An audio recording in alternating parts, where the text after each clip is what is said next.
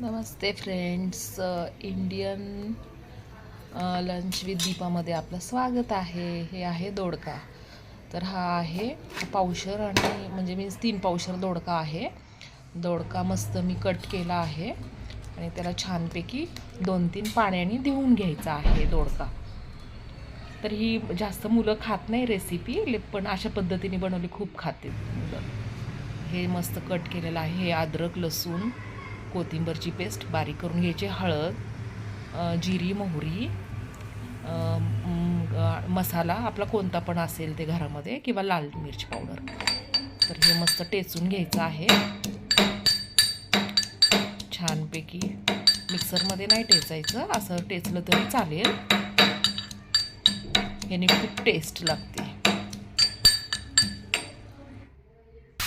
त्यानंतर मी पहिलंच थोडंसं तेल, जिरी, मोहरी, अद्रक, लसूण, कोथिंबीरची पेस्ट हलकी फुलकी टाकून दोडका आपण 10 मिनिटासाठी फ्राय करूया.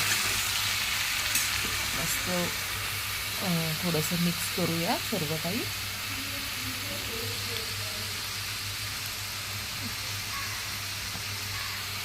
मिक्स झाल्यानंतर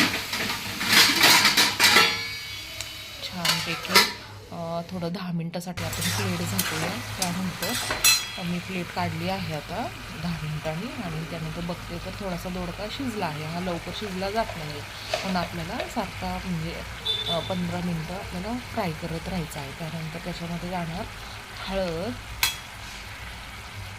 मीठ, मसाला, मीठ आणि